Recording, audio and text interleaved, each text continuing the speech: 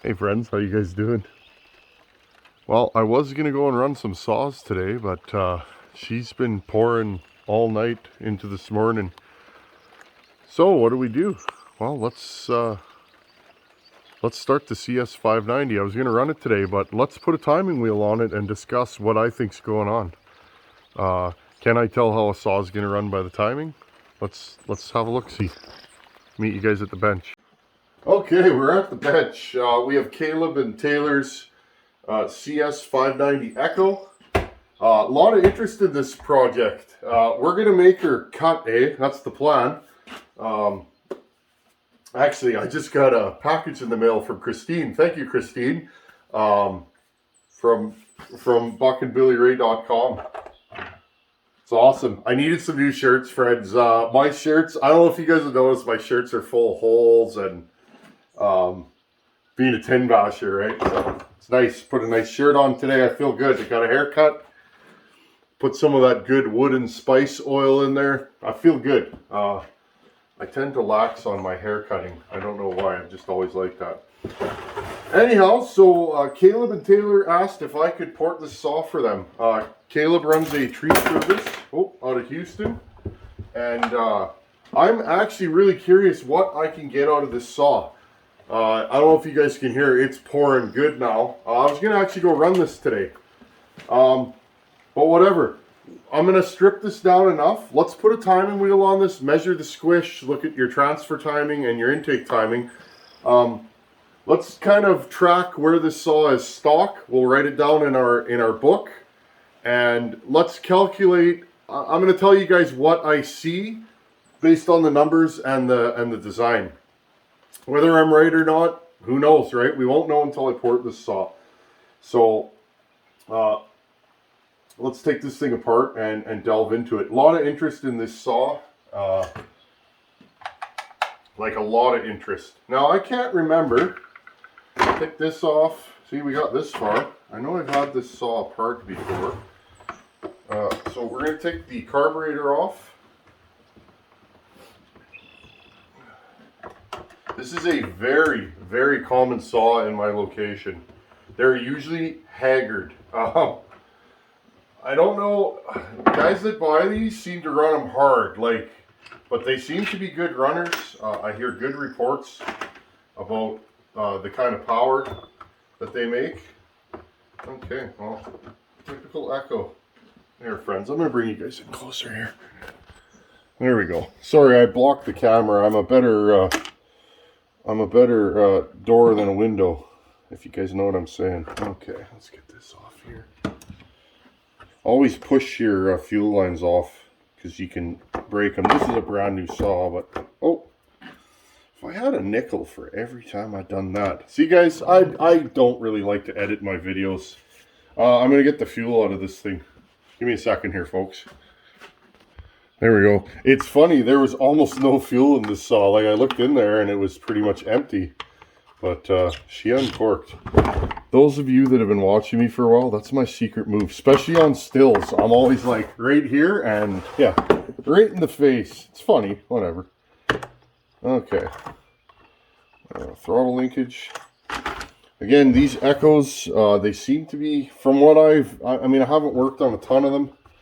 But from what my experience with these, they're very, very easy to work on. Oh, well, what are you doing to me here, fuel line? This thing's empty, but there, I guess. Okay, no big deal. If you've ever been in a sawman shop, it always smells like dirt, debris, and fuel. This thing does not want to come off. Okay. Oh. That is a spark plug boot. Now, if I remember correctly, I took this off in the last video. So, what are we doing to this saw? Well, I am going to. We ordered the different. We ordered the different carb off of 620. It's a bigger carb, physically a larger carb. That was a little bit of the holdback on the 670 giveaway saw. It pretty much had the same carb as this. I think it did. Do you need a big carb? Well, that saw runs good. So, you know, let the saw tell you what it wants, and you guys get what I'm saying? Study your saw and what it's doing. If it runs good, I mean, McCullough's friends. I'm getting ready to do some more McCulloughs, and they're different. And what I've learned is I have to use different moves to get a McCullough to rock and roll. That's just the deal, right? I can't force my will onto them. And I learned a lot by doing that Super Pro 70. And actually, Caleb's the fella that gifted that saw to the channel so I could work on a bigger McCullough. Pretty cool. Thanks, buddy. I owe you one. So, there we go. Okay, I'm going to pause you guys here and finish the disassembly. Okay, recoil's off. I'm just going to get everything out of the way. Everything.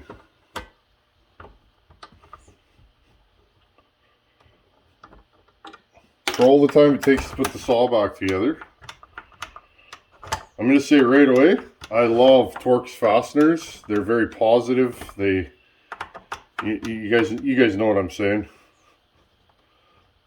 And in fact, I'm using my old Torx fastener. Here. One of you guys donated this to the channel, these snap-on ones. Thank you.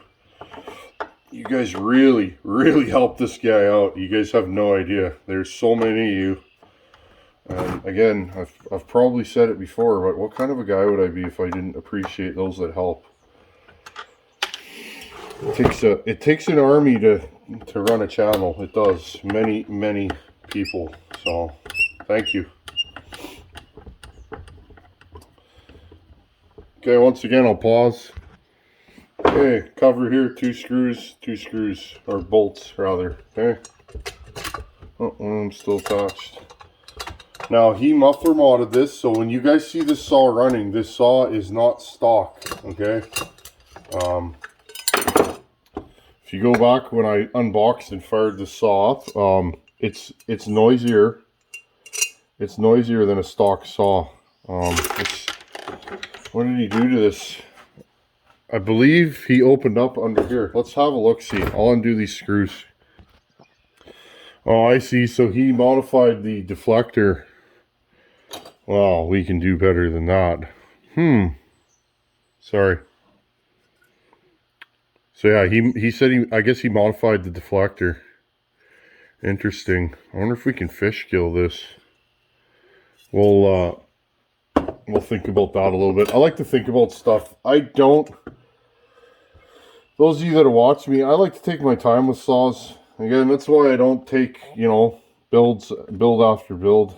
I like to really put my all into every saw I build. Not that other people don't, but the more time I have, for me, the better. The more time I can have to make the saw wicked. Okay, so we will visit this muffler later on, and I know Caleb. He won't be upset if I make this thing noisy. Okay, so we have this thing prepped. Let's take this off. These are really, really quality saws, friends. For the price of them, don't get me wrong, Echoes, I mean, you're never going to win a race with an Echo against, one of the big three, okay? You're just not, and I mean, I guess once in a while you could, but Echoes are generally a little bit slower, maybe a little heavier, but they last, they're quality. Okay, I'm going to undo this, and we'll check our squish out, and let's mount the timing wheel and see what we got. Okay, piece of rope. Again, I don't use piston stops. You can if you want to, I just don't use them. That's just my deal. We all have our deals. Okay, so I'm going to mount this on here. I think I'm going to have to take off. I'm going to take off the starter pawls just because. Be right back.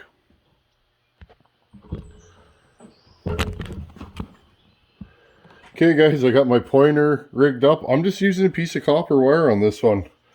Again, you don't have to be fancy. Just make sure that your results are repeatable. Hey guys, check this out. How awesome is that?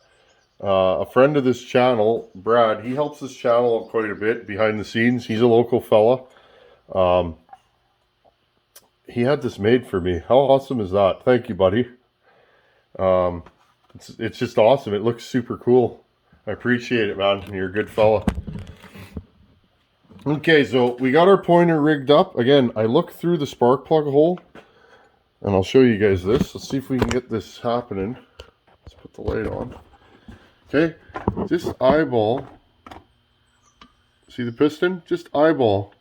Now, this one, it's funny, with the way the magnet is and the dwell of the crankshaft, it kind of wants to hang around the top dead center.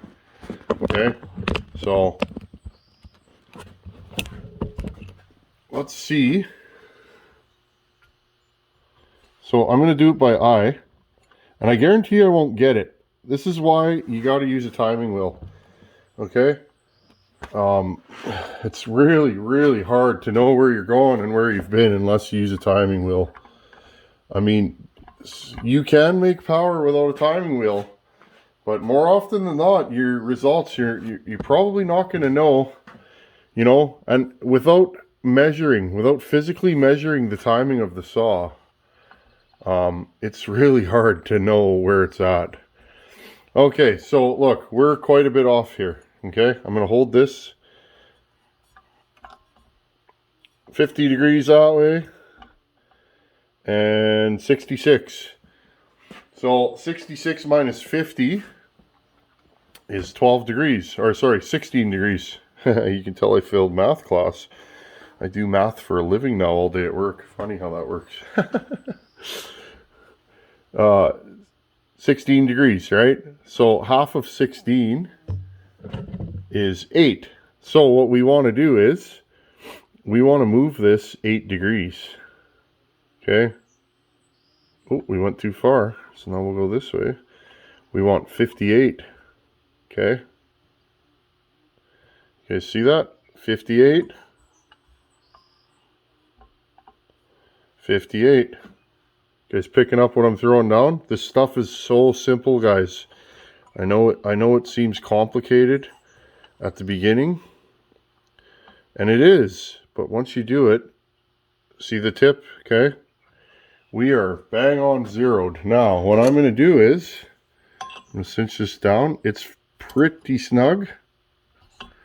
Okay, now I know I moved it, but we know what we're supposed to be at, 58. So here, look.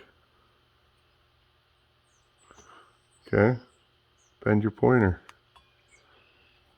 I like to keep things as simple as possible for my brain. My brain, I enjoy this. There you guys go. Okay, 58. And again, the perspective is a little bit off. I like to show you guys this stuff because this is in real time. This is what you got to do. Now, if you're going to use a copper wire, which I am, because a lot of you guys ask, can I use a copper wire? Yes, but you have to be so careful not to bend it. Okay, 58. 58. Okay, we are zeroed. Let's take this off here. Okay, I'm going to get you guys set up. First thing we're going to do is the squish. I'm going to grab some solder and my calipers. Okay, let's check our squish. Now, I should have done that before I put the timing wheel on, but I forgot. Being an Echo, I bet you it's barely going to squish this solder here. I guess it's probably going to be 35, 40 thousandths. I hope it's tighter. If it's over 40, it will not touch this. Okay, what do we have here? Well, that's not bad at all. 31 thousandths is what I'm getting. That's pretty good. I wonder how thick the base gasket is going to be. Okay, my calipers are zeroed. I measured this in 2 places, front and back. We're getting 30 on the front and about 29 on the back. So I'm going to mark it as 29. I always mark it for the tightest spot. Often cylinders can be a little bit crooked. That's just the way things go. Okay, again, here's my setup. DeWalt 9 million candle power light. We want to turn it over. Okay, top dead center. We're checking the exhaust right now. Where does the exhaust port open? Okay. Really gonna... Right there. 112. Okay. 112 after top dead center. That is typical for Echo. Okay. Again, I'll turn it around again. Top dead center.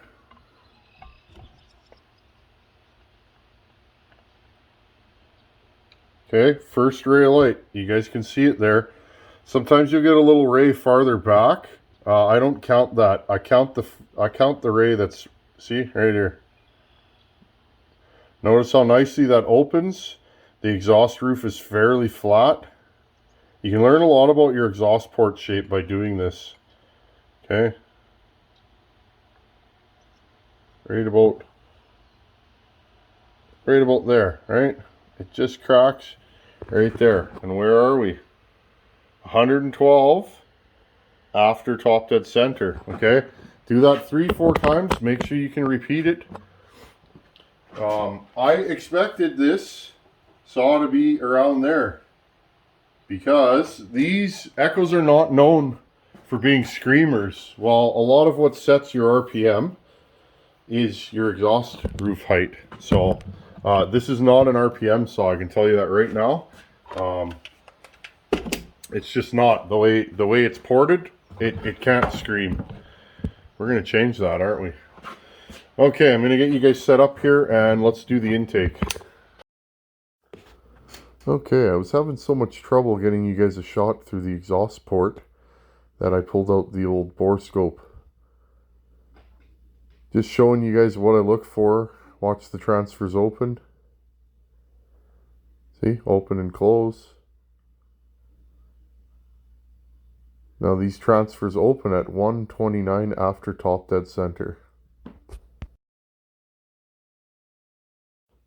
And here's a Borescope shot of what it looks like when the piston opens. Right about, oh, I missed it, right there. Just as the piston cracks, that's where you time it. And it goes up, and then you close it and you get your duration. 78 before top dead center on this one. Okay, so there's our timing numbers. Clint, thanks for that scope again, buddy. I use that scope all the time. Now, you guys were asking me the name brand. Here's the thing, friends. When I get something new on this channel, I'm going to use the crap out of it before I go, yeah, this is good. I'm not that guy. For me to recommend something to you folks, I have to use it for a while. In the world we live in, we all know a lot of the products that are out there are junk. They fall apart. I use things for a while. It could be months, it could be a year till I know it's a quality product. Here you guys go. That's what that is. It is Wi-Fi. This makes its own Wi-Fi signal and sends it to your phone. There's an app you download. It is super easy. You can film.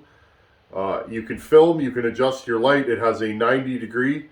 As you guys saw, way easier to see what's going on. So I don't know where he bought this. Probably available on Amazon or eBay.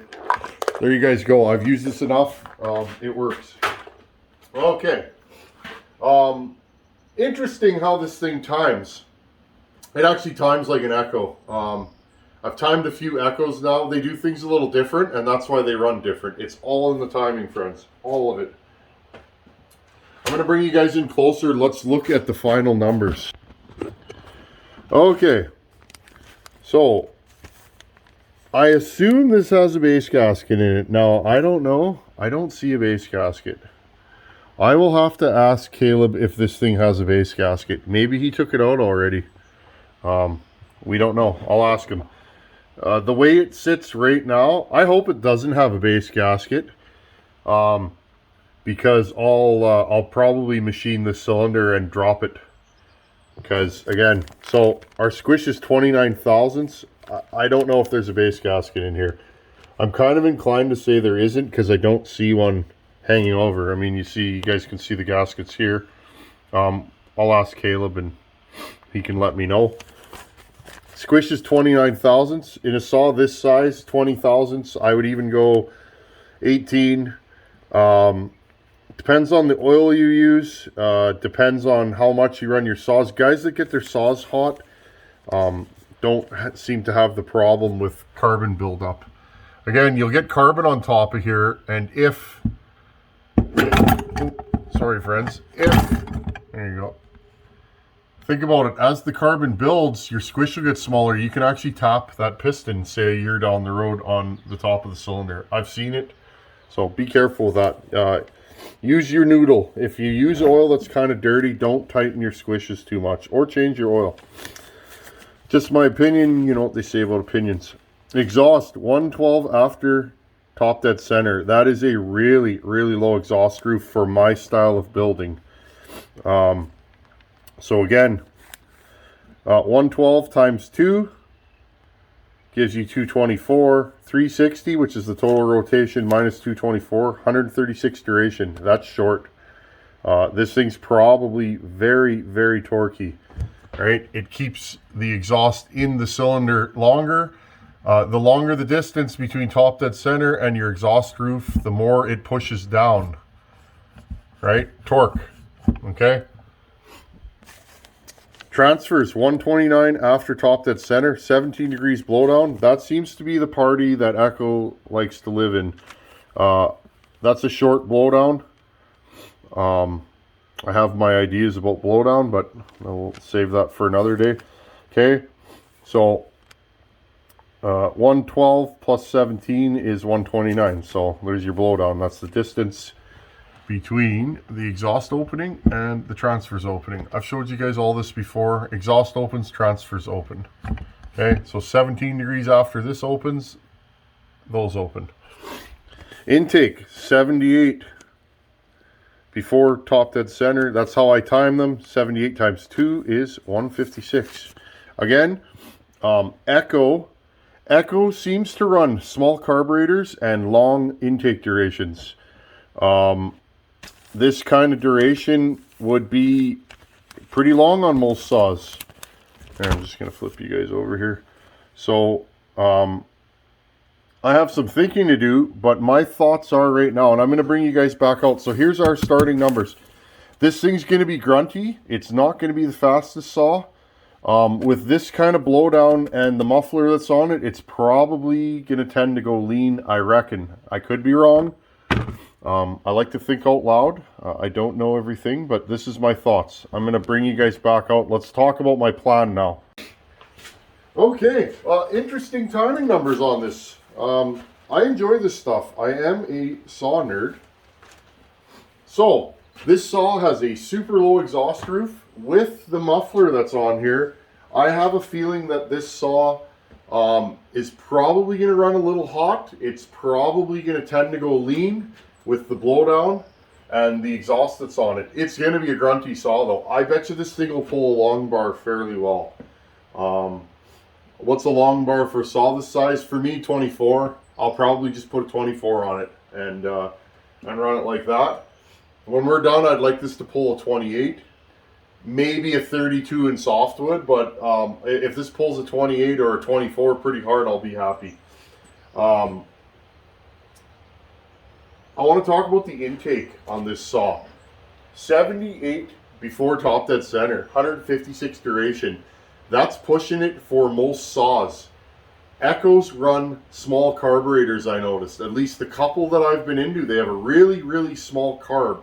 It's almost like they go a class of saw smaller for carb. The carb on this is what I would typically see on a 50cc Still or Husqvarna. Echoes run small carbs.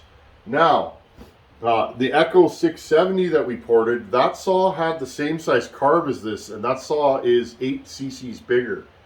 Okay?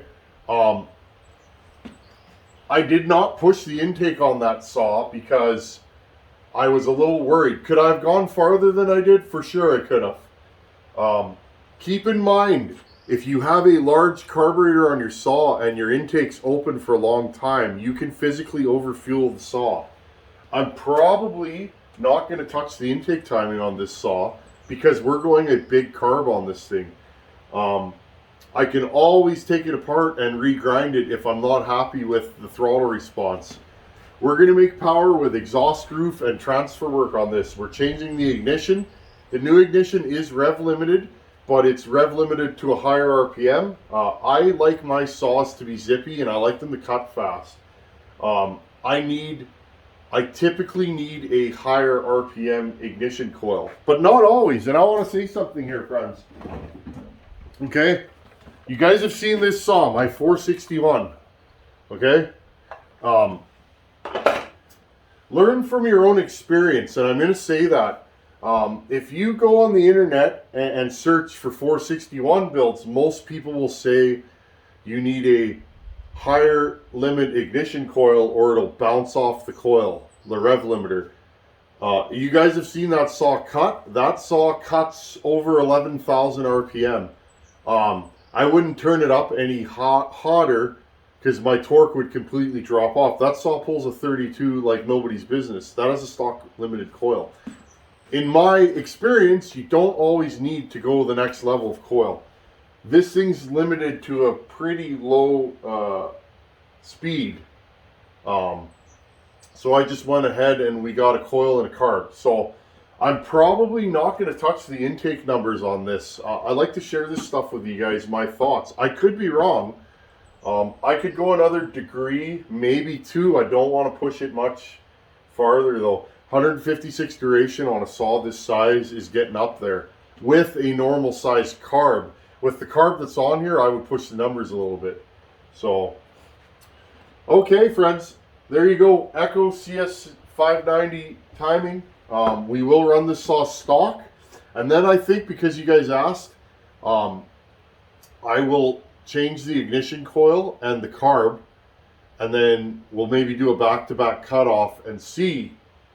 For those of you that don't port, is that a worthwhile mod, or or is it not? Well, let's find out. The only way to find out is to do it. Anyhow, friends, as always, thanks for watching. Take her easy, and I'll see you guys in a couple of days. Later.